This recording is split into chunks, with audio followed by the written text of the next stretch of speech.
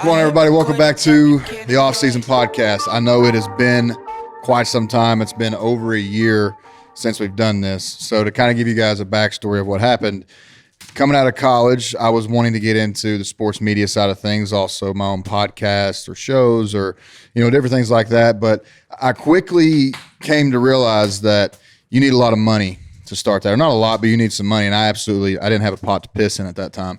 So luckily, I'm thankful for the people over at Awesome Inc. They were like, hey, you come in. I told them about my podcast idea through some buddies that I went on their podcast where they recorded there as well. They said, hey, this is a space where, you can rent things and you can rent the space and be able to do all sorts of stuff like this podcast. And I was like, well, let's try to work out a deal. And so I had a 3-episode deal, actually maybe 4, to where I got everything good taken care of from the production standpoint, from the rent and everything like that for the space. But once that trial ran out, couldn't make it happen. So had to do what we had to do as far as try to find sponsors, different things like that. And now we're set up at this beautiful studio a year later, thanks to one of my good friends, Brandon Arve, /producer / the guy that makes things happen for me behind the scenes. And so thank you to Brandon. You're the man. And also a big shout out to Rebecca Burnworth for this is actually her studio. And this is actually called Scenecast right here in downtown Lexington. So if there's anybody in the area that is looking to make content like this, whether it be a podcast or any kind of content, really, the space is open for rent. You can't use this background because this is my specific background. That was the only thing I told Rebecca was like, okay, when people come in here and do shit, I have my own specific background. So as you see, we got the couch and we got the fire and we got our first guest. And this is a guy that I have, how long have we known each other? Since 6th grade? It's been a while. It's been a long time. I grew up with this guy in Paintsville, Kentucky.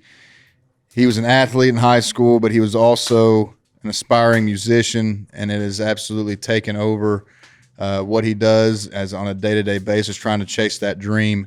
And I've had so much respect for what he's done so far. And this isn't just because he's sitting here with me. This is honestly how I feel. He's had this dream, ever since middle school. And I've watched him work and take gig after gig after gig and have to sacrifice so many weekends and so many times where he could have been hanging out with us or doing something that he would really like to do or something like that. But, his passion and his dreams is what's driven him to, accomplish the things that he's done and is going to accomplish in the future. So, ladies and gentlemen, none other than one of my best friends on the world, Mr. Luke Trimble. What's up, dog? What's up, buddy? Appreciate you having me on, buddy. Hey, man. No problem at all. It's been a while since I've seen you, man. So what you been up to? Buddy. Working. Dealing with COVID. Got a job in the public health field. I know we can't talk about that on here. The YouTube will absolutely strip us of rights if we start talking about that, and we don't want to lead any misinformation, so we don't want to be on that train. But no, that's what I do. Yeah, you do work in COVID though. Chile is actually you trace COVID cases around the eastern and central Kentucky area. Yeah, I do it for Powell County. Got to put some food on the table, so that's. I'd say it's pretty good.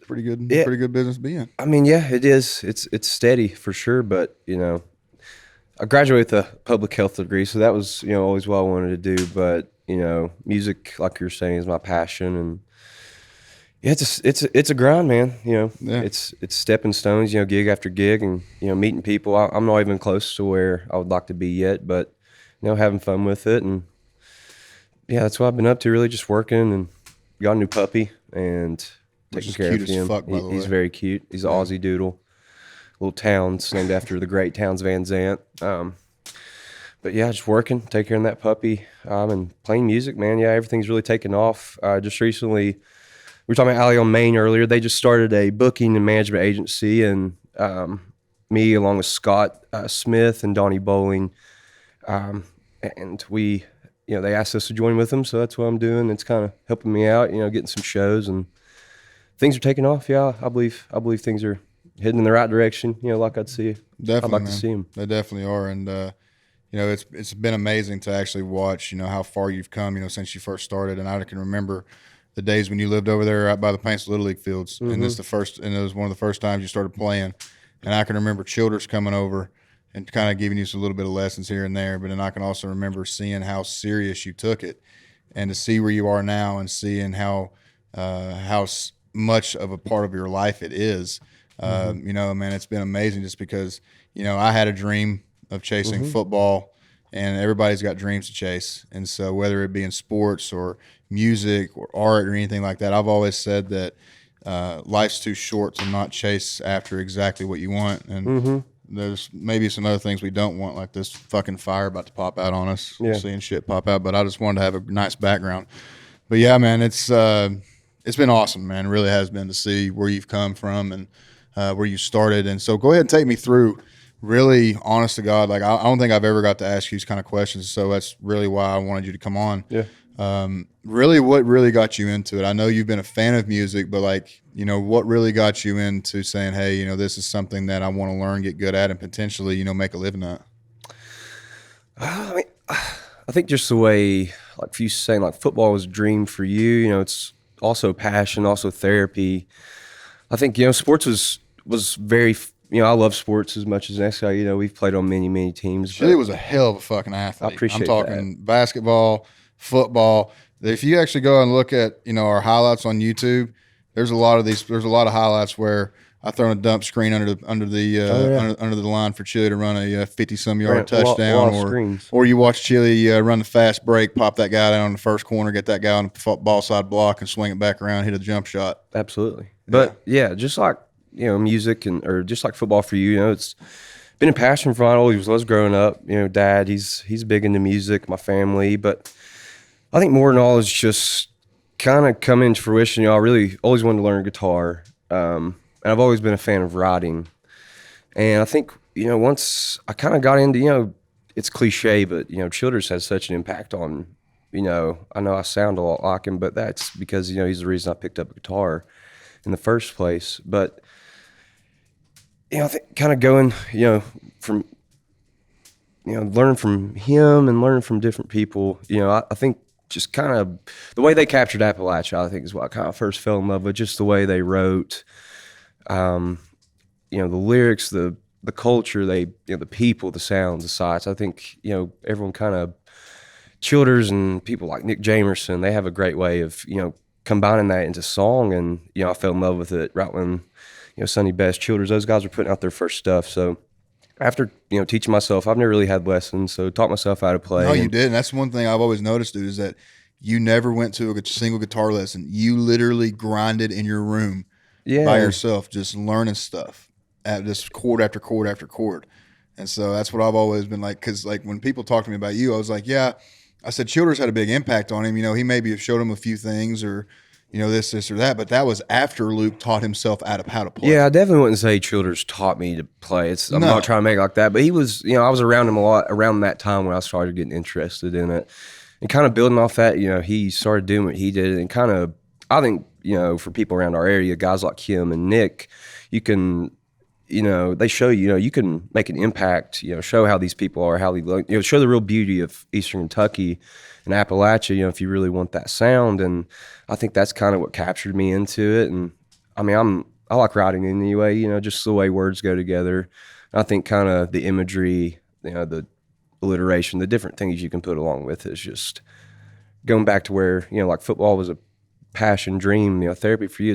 Music's definitely that way for me, kind of escape out of things. But yeah, that's how I got started. And, you know, I went to college, kind of faded off as, you know, had a good time. But, you know, since leaving college, these past 3 or 4 years, I think it's really is where I've been taking it, you know, serious. I've always written, but, you know, kind of pushing my own music and, you know, making just, you know, it's hard. I think it's tough to say you're an artist. I think it's a big thing. You know, it's taken me a while to be able to say that about myself. But I mean, I feel like I can comfortably say, yeah, I'm a musician, an artist, and yeah, it's definitely a dream of mine. You are. You're not just playing covers. Like, you have legit songs that you've written yourself. Yeah. And it's awesome. Like you said before the show, you're about to record your EP. You finally got a full band. Yeah. Different things like that. But just going back to the music boom that has happened in Eastern Kentucky over the past couple of years, man, has just been astronomical. I mean, obviously with, guys back in the day like Keith Whitley, and different guys like Billy Ray Cyrus, and different guys like that along the lines of, we get to see down at the Country Highway Music Museum if we want to.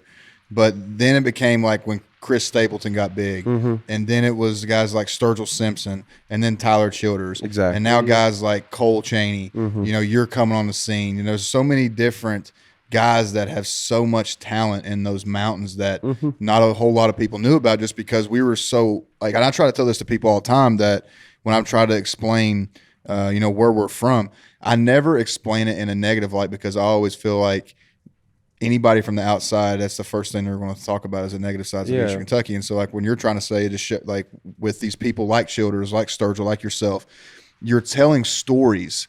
It's a form of storytelling that from our culture in Appalachia, that's what we grew up with. I can still remember, when I was 5 or 6 years old, and be on the couch with my papaw in the mornings, him drinking his morning coffee and him telling stories about, his grandfather, or his dad, how they worked the farm, or how they were out bird hunting, or different things like that.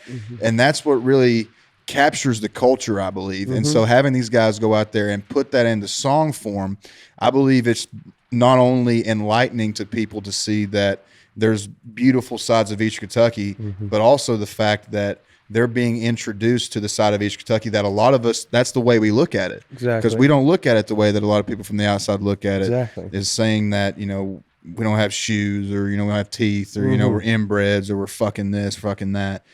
And to have guys like you, to have guys like Childers and Chris Stapleton, to be able to bring that certain light to Eastern Kentucky, man, has just been, it's been unbelievable, man, to be quite honest with you, and to see the respect that it's gotten worldwide, not just in the state of Kentucky, not just in the Southeast region, not just in the United fucking States, but across the world. I can remember being on one of the KSR pregame shows, and Matt Jones was telling a story about how he was in fucking Denmark or somewhere over in Europe, and he was over there for a couple of days, and one of the guys said, he goes, "Hey, you're from Kentucky, aren't you?" And he was like, "Yeah." He goes, "There's a kid from Kentucky playing down here."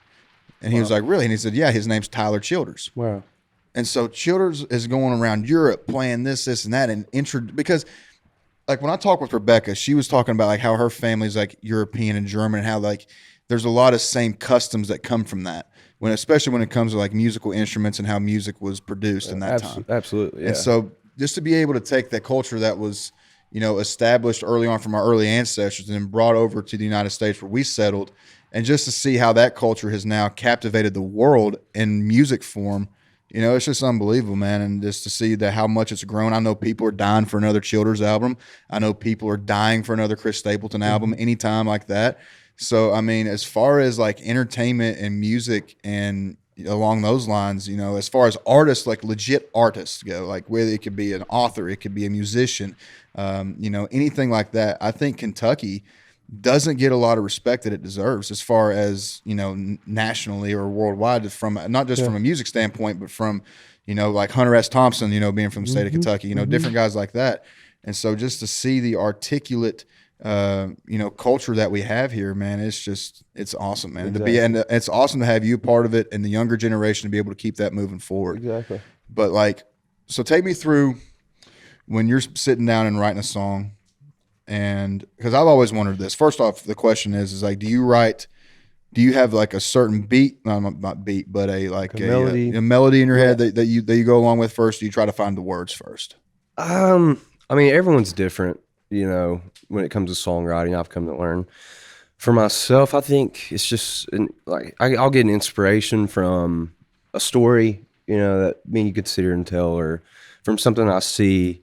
The true process, I think, is, starting with that melody and working your way into the lyrics. But for myself, I think it's kind of pure inspiration. And I think that's just the most organic, way you can go about it, is if those lyrics or that melody comes to you first. I've gotten to the point where I believe, like, I put a certain melody together and, say it's a, kind of an upbeat, happier tone of a song, then that's going to, my lyrics are going to be, a love song, or a good story song, and then you get some of these chord progressions and melodies where a little bit darker, and that's kind of makes you want to write about, different kind of darker sides of things, sadder tunes.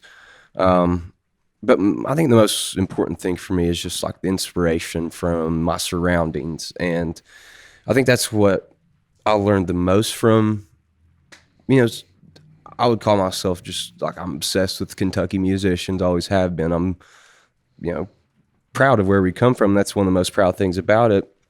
And I think just learning off their music, getting inspiration from past, present things.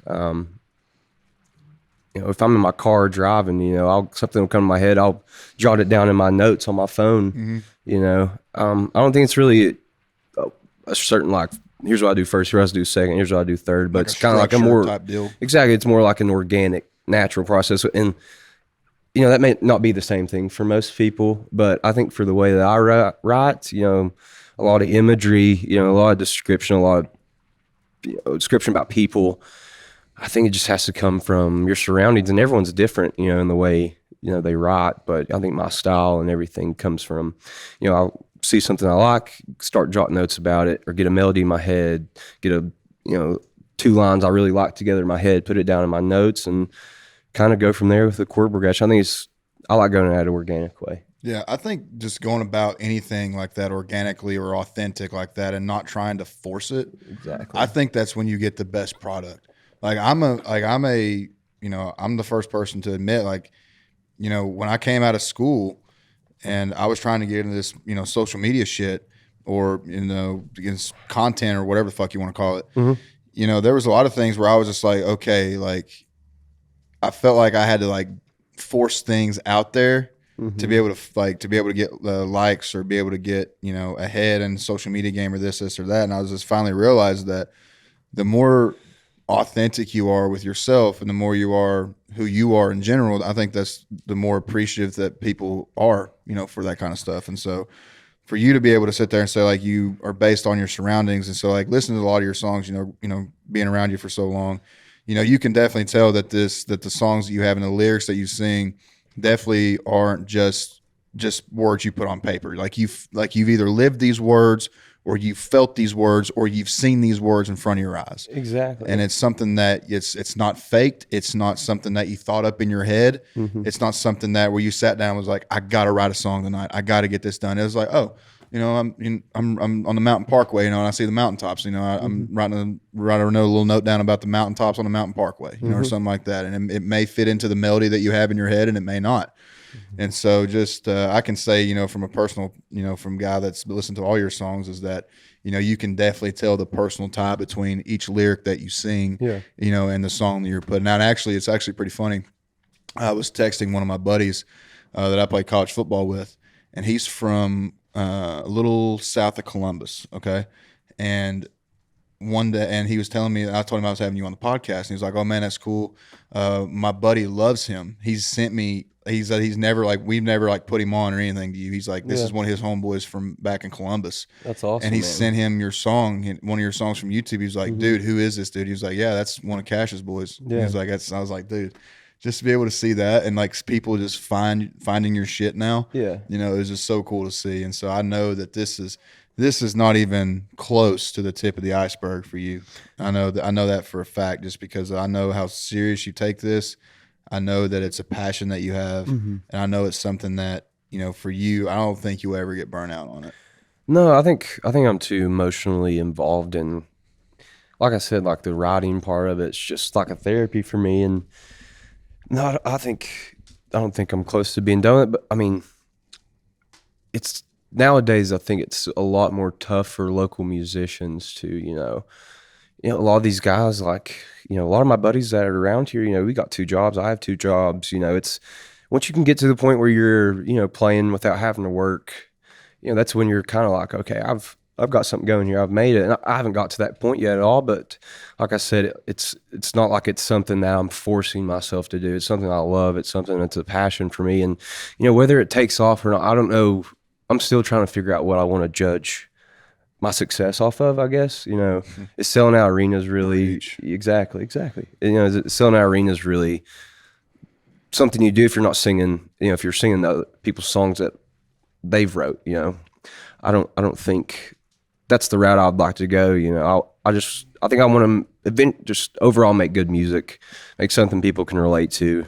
If people like my music, then that's, like you said, your buddy from Columbus. I never wrote these songs for, other people to, love. Approve. Exactly. But just to hear that people that I don't even know listen to my songs. Like last time I was playing at in Richmond, I looked over at a table and they were singing Pot County Queen along with me. And I was like, okay, this is. I wasn't gonna bring that up, but that's my favorite song of all time. Oh, it's my favorite song as well. But it's that's what I was, but saying, they were singing along. That's what you dream of as a songwriter. That's exactly the thing that makes you want to keep going. That's got to be so cool just to be able to look out, and it doesn't matter if it's 15,000 people or 15 people that sing along with your song. Exactly, somebody's singing along with it because they fuck with it. Exactly, and it'd be cool to make thousands and hundreds of thousands of dollars making music. That's the dream lifestyle, but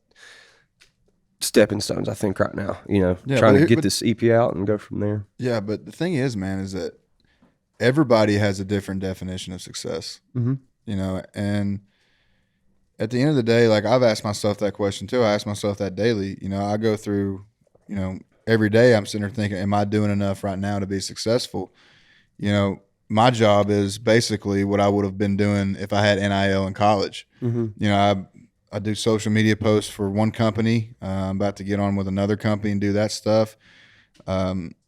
But for me, like doing this right here and sitting down with people and actually talking with people, like this is like low key like therapy for me. Exactly. And so being able for people to go and say, well, I'm not where I want to be right now, but I know that if I keep working hard and I keep doing, I'll be successful. And I keep asking myself is like, what is success? What is success and how does it feel?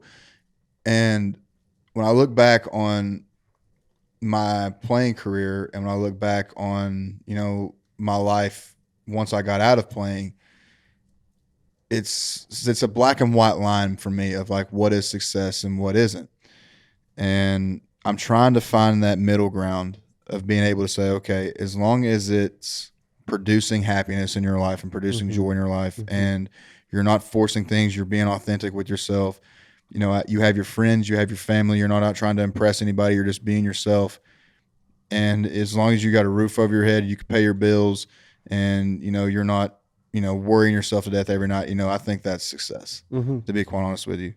I mean, people have a misconception of that you got to be a millionaire to be successful. Exactly. That you got to have tens and thousands and millions of followers on fucking Instagram to be successful. Because, and here's the thing, half those motherfuckers out there are the most depressed people in the fucking world. Or the motherfuckers that are like, oh, on this private jet or on this shit. Motherfucker, half of it you don't even own. Yeah. And half of it you don't even, like, you're running out on debt. So people have different types of success. And so as long as, like, you're happy with your situation and where you're going in life, you may not be selling out Rupp Arena for the next 15 years or something, but, one day you could be. And so just for, somebody that's kind of been around a couple musicians and seeing how they, go about things like that. Obviously, it looks like they have fun up there, but it always seems like it's more about the music itself than the shows, than I'm not saying like you can't have, I'm not saying the fans, because like you got to have fans to be able to prolong your career, but it's about you and it's about what you want to produce to people. And it doesn't matter if they like it or not, as long as you like it and as long as you feel it's authentic to you.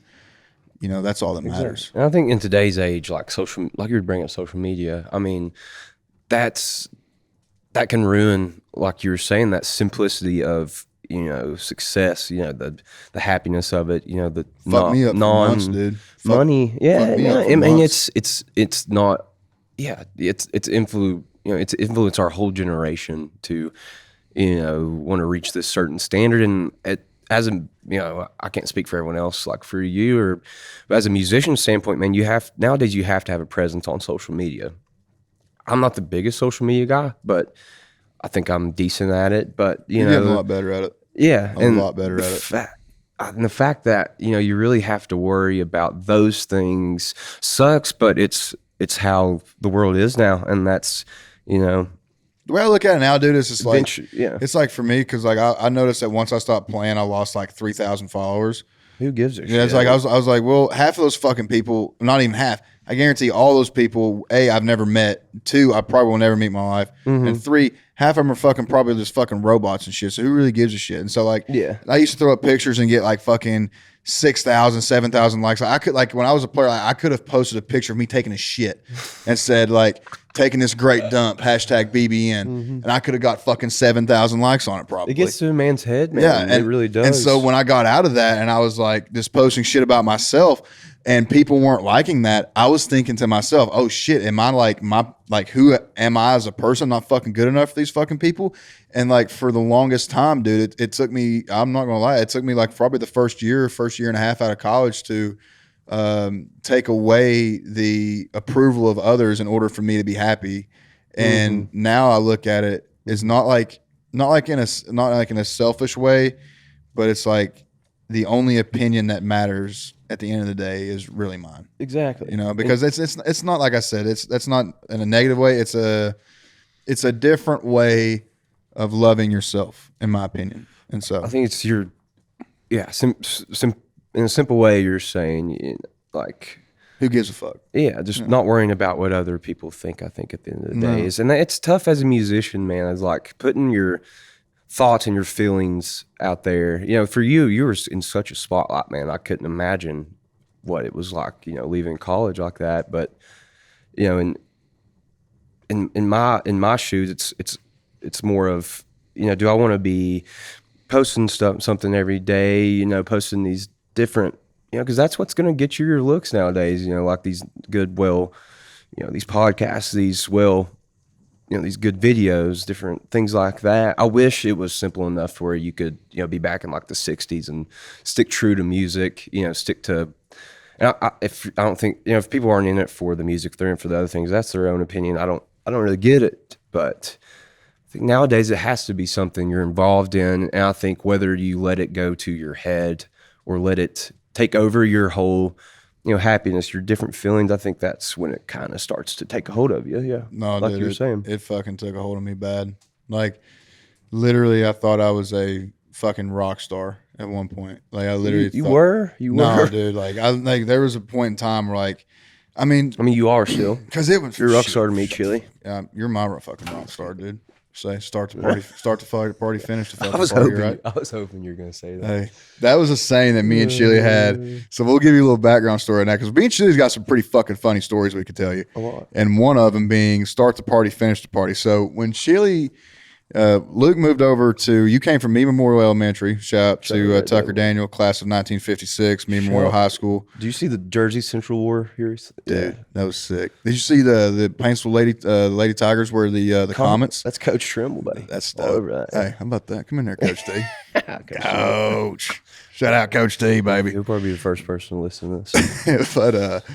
But so Coach T was actually our gym coach when he was on the high school staff at the time, and Luke and his sisters were still at Meade, and so that was when I was in 5th grade, and then you moved in 6th grade, and back in those, what year was that? Probably like 2009, 2010, something like that. Back when the world was normal, they had, after every high school game, they would have a dance or like a just, you know, a shindig. I guess it was one of those things to where it kept the players and other people from going out and like getting fucked up like on a strip mine or something like we used to, because we never went to those fucking parties after. We never had anything like that. If we were going to party, we were going to fucking party. Yeah.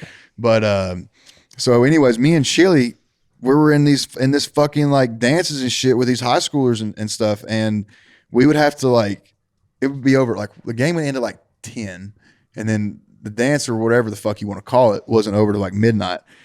And me and Chili thought like we were just bad motherfuckers being there to be able to party with the high schoolers. And we were just like, hey, start the party, finish the party, here we go. And that's been stuck ever fucking since. I think we probably said it before a few football games. Every fucking time, dude. God, dude, let's talk about high school football for a second, man. Just because I've always talked with people that I played college football with. I've never been able to talk with somebody that I got a chance to play high school football with. First off, I've said this to almost everybody that I've talked about my career with. They were like, you know, where is your favorite place to play? And I've played everywhere. I've played at the Swamp. I've played at Bryant Denny at Alabama. I've played at multiple pro stadiums for bowl games, different things like that. But my favorite place on earth, man, I'm telling you, to play football was Walter J. Bruce Stadium in fucking Paintsville, Kentucky, dude. Yeah. I mean, there was just something about it, and it was like a legit like fucking like mainstream country song you could write about, just about like how our program was, how our town was, and how much they were behind us in that time. But they weren't behind us probably the first year. No, we were fucking. We went terrible. For backstory, I guess we went 2-9 our freshman year. We went 1-10. 1-10. But then Cash playing quarterback. That's when Fairview got caught fucking with those recruiting violations. Yeah, shit. So they took away all their wins. So we counted it as a fucking second win. That is true. So we only legitimately won one game. And ironically enough, I didn't fucking play in that game. No, they put me in at running back. They put you in a running back, and then they put Mark Fanning in at quarterback. That middle linebacker they had was huge. But yeah, we started like 1-10 that year. Sophomore year. No, dude. The best part about that was, do you remember when we played Pikeville in the playoffs? Oh, do I remember? So we played Pikeville in the playoffs. They were scary. Well, first off, the whole team that we had, I'm pretty sure at the team picture we had 18 players. We ended with 13. So for people that don't know, that are listening to this, that are outside of Kentucky or don't know where Paintsville High School is even about, we are the third smallest public school in the state of Kentucky. Me and Sheely graduated with 52 kids total, and that is considered one of the biggest classes to ever come through Paintsville High School. Yeah. In one building alone, you house 6th through 12th grade. Not just high school. You have all the middle school and all the high schoolers, and that's over/under set at 400. I take the under that. Yeah. So we had 18 players our freshman year of high school on a football team. By the time that we got to the playoffs, because for some reason every fucking team in the state of Kentucky makes the playoffs, which I have no reason why that happens, but we had to play Pikeville, and that year Pikeville always fucking studs. And we get there. I'm playing with a fucking hip pointer from the week before. I can barely fucking move. We had to dress hurt players, dude. Yeah. You remember that? So as KHSA at that time required that you had to have 15 dressed players on the 11 on the field and at least 4 on the sideline dressed, ready to go to play, or else you had to forfeit. Didn't have enough players. We literally had to dress dudes that were on fucking crutches and in fucking slings and just literally hold their arms to the fucking side and pretend that they just didn't have surgery or pretend that they just didn't get the fuck beat out of them the week before, just so we could go out there and get absolutely annihilated by fucking I remember Pikeville. At that point I was like, okay, I just don't want to get hurt for basketball. But we came through. We got our asses beat. You remember that's when Joe forgot his pants and he tried to I was about to bring that up. We were wearing the all whites, we were in white on blue, and we had a teammate that forgot his pants, and he wore blue. We were just a laughing stock, but we turned it around. Yeah, shout out Joe Goggins. But yeah, speaking of turning around, great musician. Yeah, also. He is another great musician. Speaking of turning around, so next year we went. We got a couple more dudes out. We had our buddy Lane move back, and so his 2 brothers were on the team. I think we bumped it up to like 27, 28, 29, something like that. We had some dogs and then that's when third week of the season we were playing Pikeville, and I absolutely snapped my leg in the shape of a W, actually, and had to go into surgery that night. It was not probably one of the worst painful moments of my life, but we got through it. You guys ended up going on to, I think we went 8-4 that year. 8-4, yep. Yeah, 8-4. And then the next year I came back. I'm back at quarterback. We get Damien to come over. Rest in peace to one of our friend Damien Belcher. Then we had was Dante on that team too? Dante was on the team. Yeah, we had to go out and my uncle. We pulled a little. We didn't. It was legal.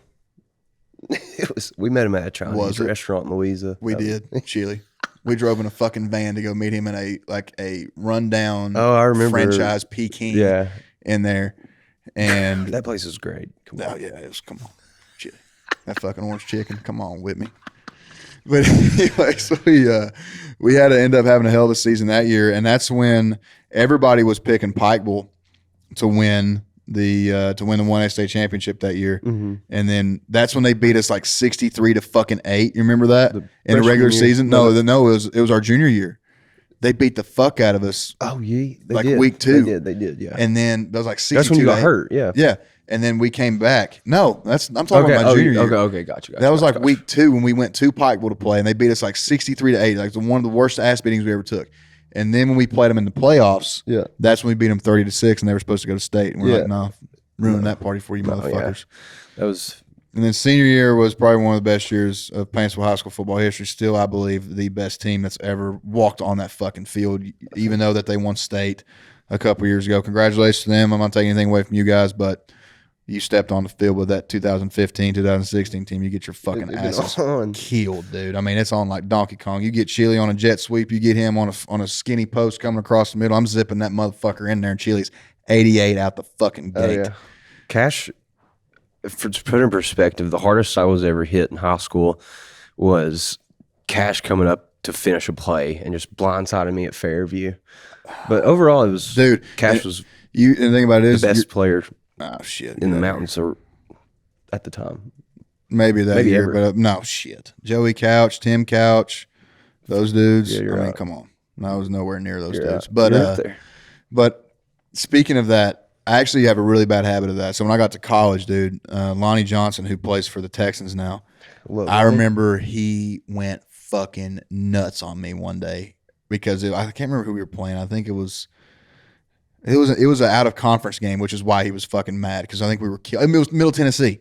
We were playing Middle Tennessee. That's the game when Josh broke the sack record, and it was another bang bang play. Lonnie was taking him to the ground. He wasn't going down as fast as he should, so I come in to finish the play, and the dude sees me coming, spins, opens up Lonnie like this, like wide open, dude, and my shoulder just hits him right in the face mask, and he gets up and he's like, "You motherfucker!" And he's like, "God damn you, Cash, that fucking hurt." Then it's going off, and I was like, "Lonnie, my bad, dog." Yeah, right here. Yeah, dude, it's crazy to see like those dudes that I got to play with, just to see them out there on the NFL field. I bet it's nuts. It's I couldn't nuts, imagine, dude. It's absolutely nuts. So you played with some, not only like, some of my favorite memories in college was watching you and the teams you were on. Man, I'll never forget that game when y'all beat Florida. Never forget that. That shit was crazy. Some of my favorite memories for sure. You talk about a party the next day, dude. I mean, because that was a set. That was a 7:30 game, and so we didn't get done to we didn't get out of there like 1 a.m. Didn't get home to like 4. And we all had basically a players only meeting on the team plane going back, coordinating for the next day. He said, "Okay, we're gonna have this for breakfast at this time. We're gonna have these herbs ready for us at breakfast, and then we're gonna have these liquid drinks ready for us at this time, and then so on and so forth." And that Sunday, man, I mean, it was on. It was fucking on, man. I think that's one of my favorite wins as a Wildcat fan, for sure. Speaking of being a Wildcat fan, we got Kentucky basketball going on right now. I know you're a huge Kentucky basketball fan. Had a huge win the other night over South Carolina. So here's the thing. I don't know when these episodes are going to be released. So you're the first episode that I've been recording. I want to get like 5 before we go. So for anybody for recollection, this is, what is today? This is February 9th. February 9th, 2022. So Kentucky played South Carolina last night. And I think it was spread like -15 or something like that. I didn't even check it. I think it was, or something like that. Ended up winning it was -11, and Oscar Sheboy actually messed that up because he went back for the dunk when he should have just ran out. But you need to try to get Sheboy on here, dude. That'd be dope. I love that dude. Dude, I love that dude. One of the most well spoken. Like, I think he's gonna be one of the all time cats. He's awesome. I really hope he wins Player of the Year. They put out the video for his thing today. Yeah, it was dope. Very good. Yeah, it was dope. Great guy. Who's your favorite UK basketball player of all time? All time? There's a lot of good ones, man. I mean, there's the person that I first fell in love with was Rajon Rondo, Patrick Sparks, those teams. I was about to say, for me, John Wall, though, is probably my favorite of all time. Rondo or John Wall, yeah. You can't go wrong either there. Rondo was the OG. He's a Louisville boy. Probably Rondo. I remember my first recollection of actually remembering Kentucky basketball and how big it was like Patrick Sparks and Bogans and Tubby Smith and those dudes. And I can remember, growing up, especially in Eastern Kentucky, and I've told this to many people too, is that Kentucky athletics is just different down there. It's a way of life for It sure. really is. And like a lot of people in Lexington, like they understand, you know, that they're big fans and this and that. But we have people wearing Kentucky button downs to church, Kentucky button downs to literally as their Sunday best dress stuff, or like t-shirts, or like literally everywhere you go, there's a UK bumper sticker, there's a UK hat, there's a UK this, UK that. I mean, it's absolutely ridiculous of the fan base that is down in East. Because I've tried to tell a lot of people this, and maybe you can talk a little bit more about it. We have the Bengals, obviously. Who day? Shout out to that man, Joey motherfucking Burrow, man. I'm a Bengals fan. Cash is a Browns fan. We'll just throw that out there. Hey, but I really do hope you guys win. I'm just kidding. For the state of Ohio. For the state of Ohio. But here's the thing. Kentucky's I feel like most everyone here is Cincinnati fans. Well, it's because we're the closest team. Yeah. And that's what I'm saying. Besides the Reds and besides the Bengals, the Bungles, whatever you want to call them. Hey, by the way, put some respect on our name. Until you win a Super Bowl, people are always going to look at you as the Bungles. Marshall Faulk said it. That's not my words, Chili. That's Marshall Faulk. Said it today on the Pat McAfee show. Well, said that you're the Bungles until you win a Super Bowl, because he was saying that was the same thing that happened with them until they won a Super Bowl in St. Louis. They were known as the Lambs. So you know, like Raj and Scotty and all them, they call them the St. Louis Lambs, Los Angeles Lambs. That's where it fucking comes from. Yeah. So they said until they won a Super Bowl, they didn't have no respect thrown on their name. And so I really hope it happens, just because for the sake of Ohio, because there has been some shitty fucking football. For the sake of Cincinnati, dude, we haven't won since the Browns have never won anything either. 1990 is the last. The Reds won in 1990. That's probably the last championship. I may be wrong. Could you imagine there, the fucking parade though? I'm going to Cincinnati if I can drive. I don't know if you'll be able to come back.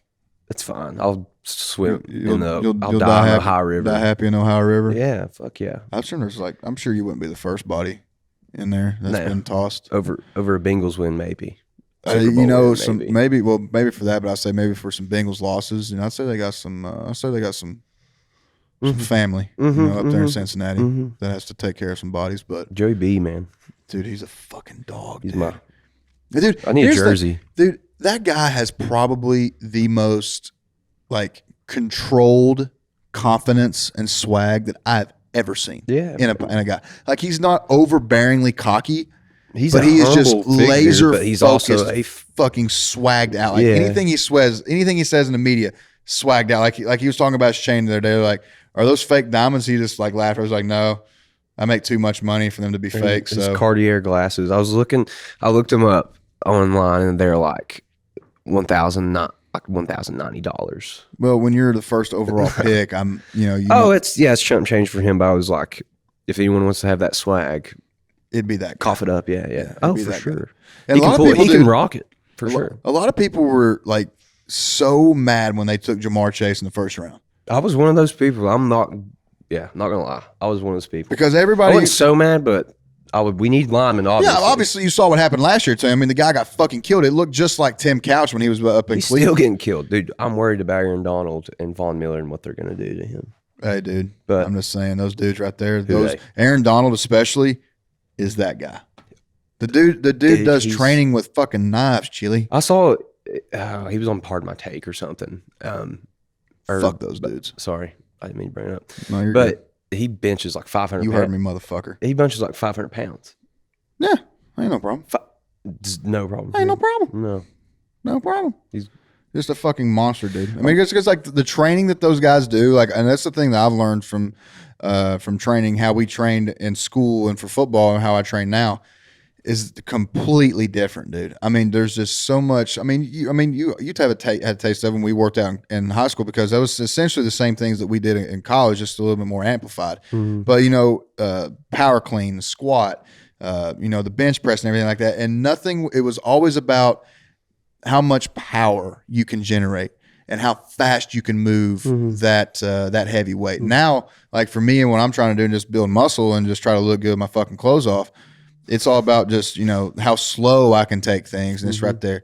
And so obviously I feel like I've gotten weaker, but in reality it's just a different movement, because if Aaron Donald is sitting there trying to bench press 500 pounds, I'm pretty sure he's not going controlled and come back up. That motherfucker is literally falling on his chest, and he's got so much goddamn chest muscle there that it's not even touching his fucking esophagus, not even near it. And it's bouncing off his fucking muscle, off his fucking pecs, like a goddamn trampoline. And all he's got to do is just fucking push it up and extend it because he's just that's how powerful and twitchy that motherfucker, like those kind of motherfuckers are. It's ridiculous, dude. I'm looking forward to it, man. It's going to be a hell of a game, I think. Sean McVay and what they've done, thank God you let Liam Cohen go. I have heard, yes, though. Thank you. Chili, I have heard, though. This was as of today at the gym. One of my guys that works there, really, really big UK football fan. Sometimes I think he's like the fucking Ian Rappaport of UK football for getting inside scoops. I literally call him Rap Sheet. I'm like, what's up, Rap Sheet? He told me today that the Coens are looking for houses in Los Angeles. Like, what do you think? Well, do you think college, NFL? What do you think? Actually, let me take that back.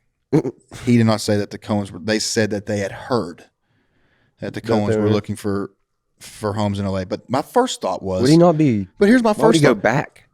Then he To be the offensive coordinator? Oh, for the Rams? Yes. Okay. Because he just got hired for a head coaching position. Who? I can't remember what team it was, but I know he's gone after the Super Bowl. Like the offensive coordinator for the Rams was hired for a gotcha. And he said that they had heard that they had been looking at houses in LA. But my first thought was, well, why the fuck would you leave? Dude. I know, NFL, man. dude. I know, man. I think I'm biased. NFL, yeah. I mean, very we all biased. can be. We all can be, but this is coming from how I understand how the business of football works. And here's the thing I've Big told bucks. people too. Well, here's the thing. It's not so much that. It's just that coaches that come from the league, specifically that come back down to college, their end goal is to get back to the league, but at a higher role. So, Yeah. for instance, Cohen was a quality control coach / assistant quarterbacks coach, right? Comes down, has an amazing offense with Kentucky, finally shows that we have some balance, has Will Levis throwing the son of a bitch all over the field, has Wandale going out there making fucking plays that we've never seen before on fucking Kroger Field. It's unfucking believable.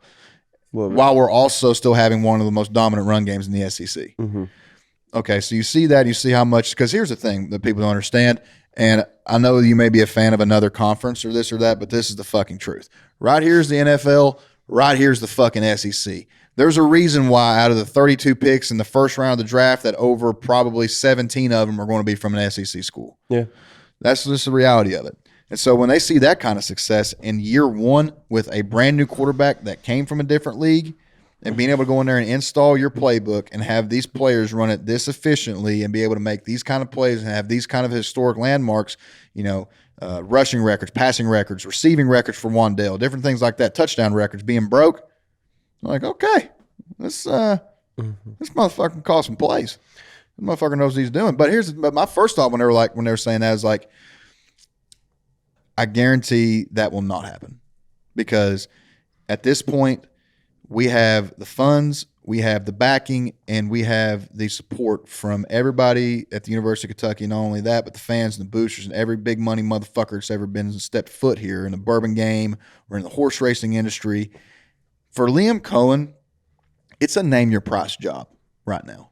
Yeah, for sure. It's a name your price opportunity. Sure. It's like what you're saying going into next year. Yeah, if Kentucky. I'm Mark Stoops and I hear somebody say that the Rams are trying to get Liam Cohen back, I'm like, hey, Liam, come on.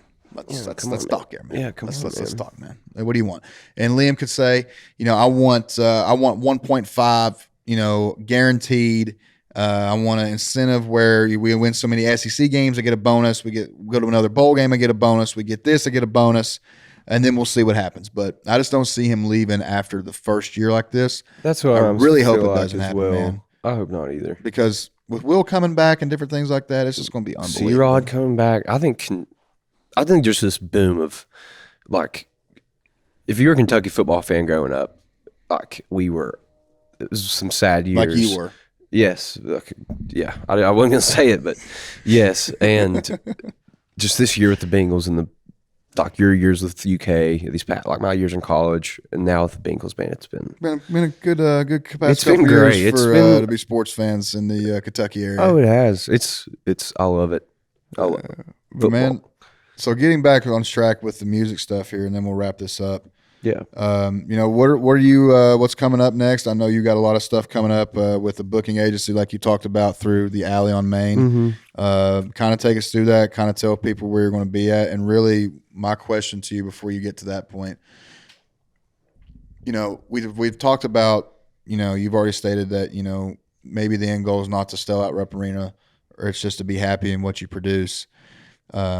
You know, one of my questions is, it's actually a two-parter. Is there anybody that you would like to really sit down and like either write with or kind of collaborate with on a song, you know, something like that? Who would be, like, if you had to pick that one person to sit down, dead or alive?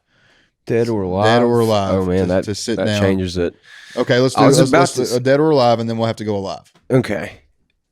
I would say I like to write, like I know a lot of these people write together with people, but that's just, I don't see how people put their feelings out like that. But if I could pick someone, Townes Van Zandt, which you probably don't even know who it is, do you, Chili? Leonard Skinner, dog. No, that's Ronnie Van Zant. Townes Van Zandt he was a musician from Austin, Texas back in the day. But I think he's the best songwriter of all time. That's who I believe.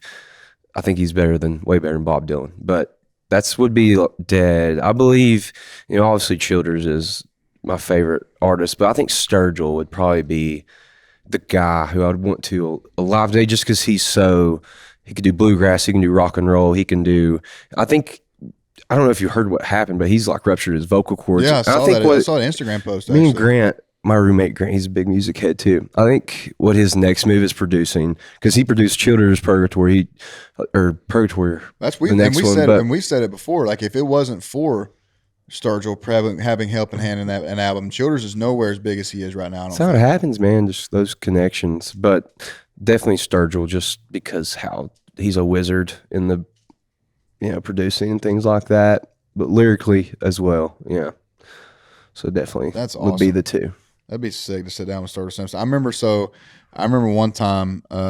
So I've been fortunate enough to go fishing with Billy Strings a couple times, and I can remember one time he was talking to us, and it was when Sturgill, because I think I was the one that told you guys that Sturgill's coming up with a bluegrass album in the group text, because that's when Billy told me. I asked him, you know, some questions like that, and I go, what's Sturgill been up to, this and that. He's like, oh, you know, he's coming out with a bluegrass album. I was actually supposed to be on it. Damn, that would have been. I was like, what do you mean you're supposed to be on it? He goes, well, let's play. He goes, well, I had this fishing trip playing with my buddies, and you know, we were getting ready to leave, or no, it was like a couple days away, and he calls me and he goes, hey man, I'm working on this bluegrass album, and I want you to come down and play a couple songs for it, you know, just be in the song. Could you come this date, and this date? And he was like, well, that was the date I had, you know, going fishing trip with my buddies. And I was like, no, I can't be there. I gotta go on this fishing trip. And he said, but I can get back, and I can text you when I get back and call you and see what's going on. And he said when he got back that Sturgill did apply. Yeah. But he was, but like at that time, he was probably just, you know, ready to, you know, say, I need to get this album going, because a lot of people didn't like the psychedelic rock album. Yeah, I'm to be quite honest with you, dude. Like, I look at it from overall standpoint. There's maybe one or two songs in there that I can deal with, but from like what Sturgill had put out before and this now, and I get it.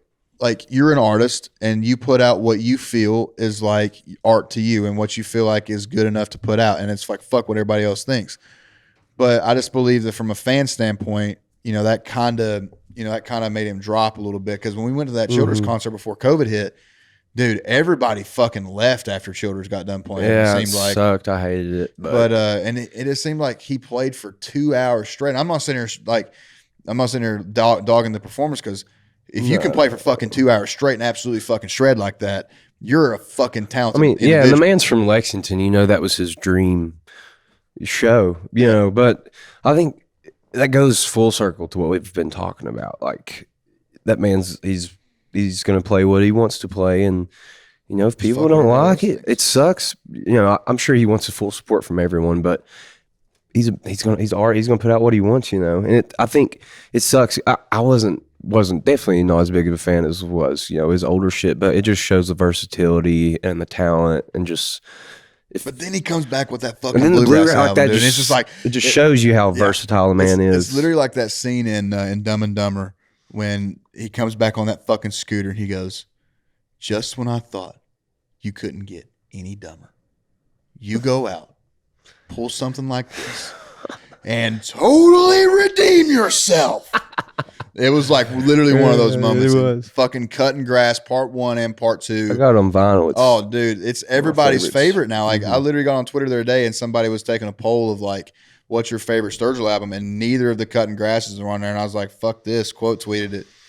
Cutting Grass, and everybody was like, yes, thank you. Like, absolutely. I mean, obviously Sturgill's had some great albums. I mean, the song with Turtles Down the Line, and then Sailor's Guide to Life. Sound, yeah. So many great songs. But then being able to have those songs be put in bluegrass form, which I think that's how they're crazy. For me, I really do believe I think that's how they're originally written. To be quite honest with you. Yeah, he was in a bluegrass band called Sunday Valley. And I believe the Sunday Valley, and they played in Lexington a lot before he did his solo thing. So yeah, do you play a lot of shows in Lexington at all? Man, because I've played some Distillery District shows. Played at the Break Room. What's the brewery right there? Country Boy? No, Lexington right there Distillery and Brewery. Well, no, it's over there by the Rick House, over in their area. I played a few times there, and then played Twisted Cork. But it's trying to work, like I said, it's a working process. Man, get in like some of these places is, kind of tough, but that's what we're working towards, and that's what I'm hoping, Jordan with the AOM booking and management's helping me out with. It's, being a, independent artist is tough because, you might make a lot of connections, especially around here. That was my goal when I moved down here, was to play a lot more shows, but, it's not really turned out like that. I've played a lot more, Georgetown, Frankfort, Eastern Kentucky, obviously a lot. But, I think we're working that way. And I think eventually going to be getting there where I can, that's with this, like you're asking what's going to be happening. I'm recording my EP next week, and I'm not sure when this is coming out.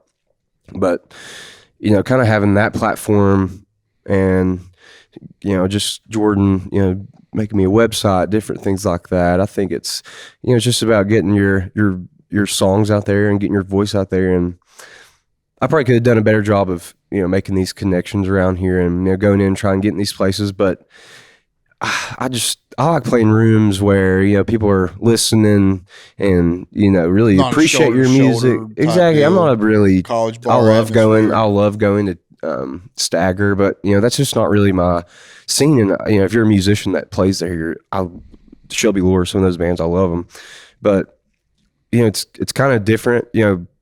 I think that if you had a band, I'm sorry to cut you off, but no, you're good. I think that if you had if you didn't have to do it all by yourself, like when you go and travel and do these things, and you were known to have a band with you, I think you would go in and be able to take over places like Stagger, because you think about it, they used to be Redmonds, and that's where Childers used to fucking play all the time. Yeah. They're not Childers, but Sunday Best had Summer Sun. And then Childers would play at the V Club in Huntington, which is essentially the same fucking thing. Mm-hmm. But it's Huntington. It's not fucking Lexington. It's not really a college bar or anything like that. Exactly. But maybe not like a Saturday night, when everybody's there and they have that one band playing with the fucking one drummer that has unreal fucking hair.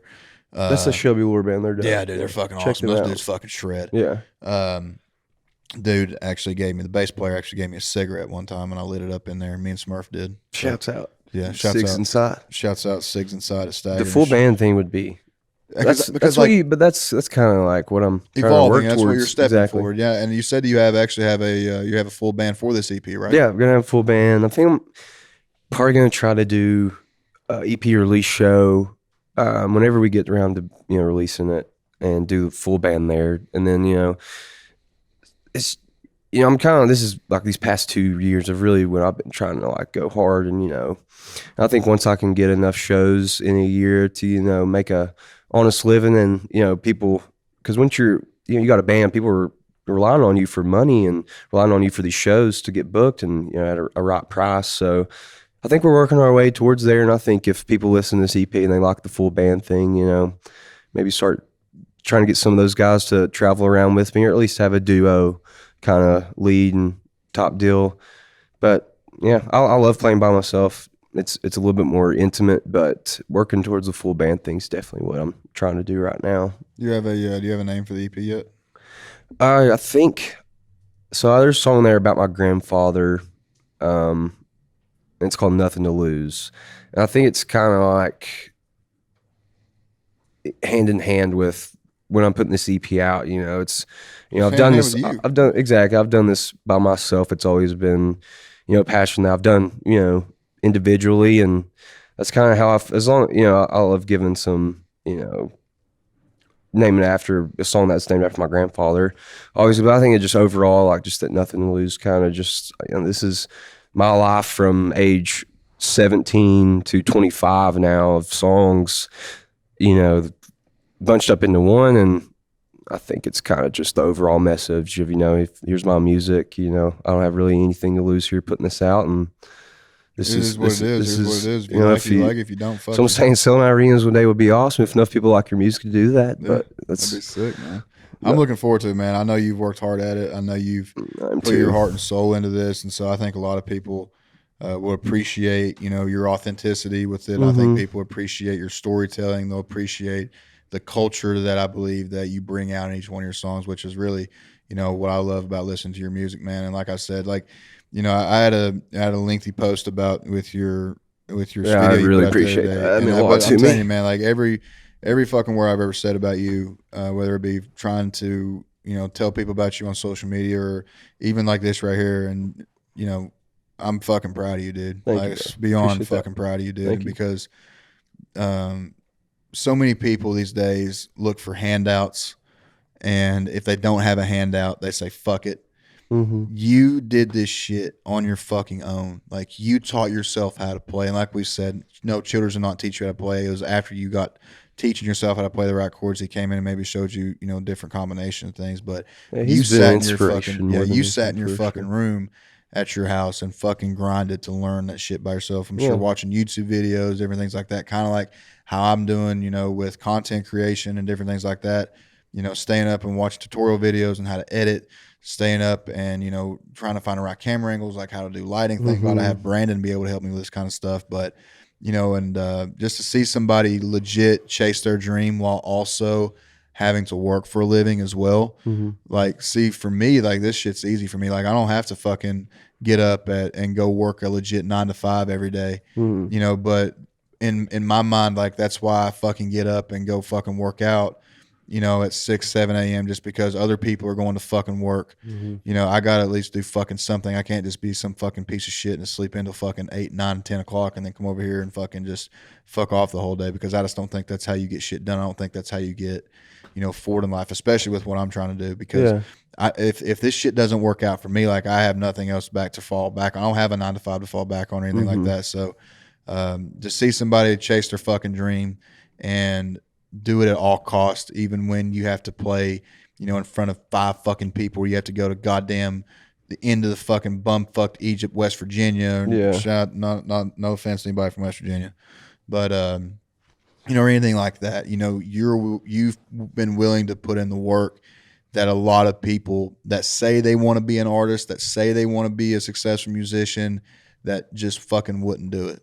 And so I can relate to that, of being able to go back and, dudes talk about how they wanted to be great and this and that, but, they were never willing to fucking put the work in or anything like that. So I really do have the utmost respect for you and what you've done, what you're going to continue to do.